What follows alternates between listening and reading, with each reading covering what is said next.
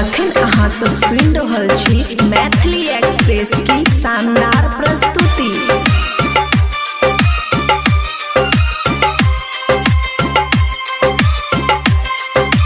खुशी recording studio बलुआहा।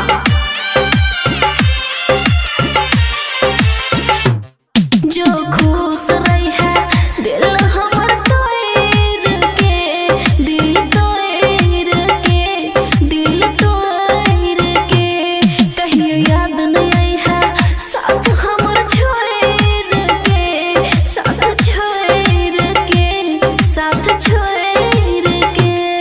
जो खुश रही है दिल हमर तोड़ के, दिल तोड़ के, दिल तोड़ के, कहियो याद नहीं आई है साथ हमर छोड़ के, साथ छोड़ के, साथ छोड़ के।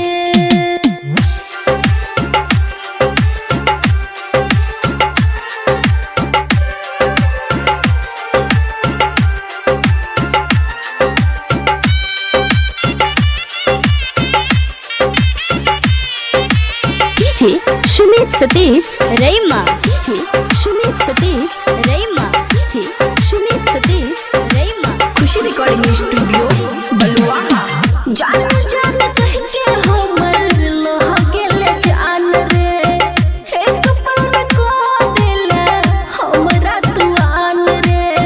जान जान कह के हमर लोहा गेले जान रे, एक पल में को देले हमरा तू आन रे।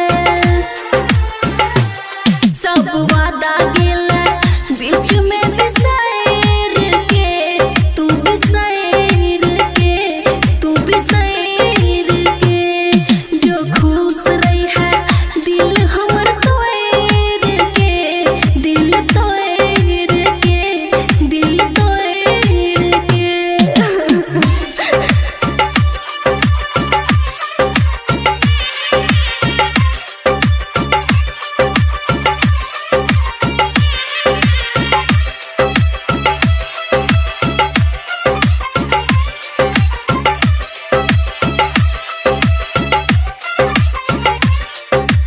DJ Sumit Satish रैमा, DJ Sumit Satish रैमा।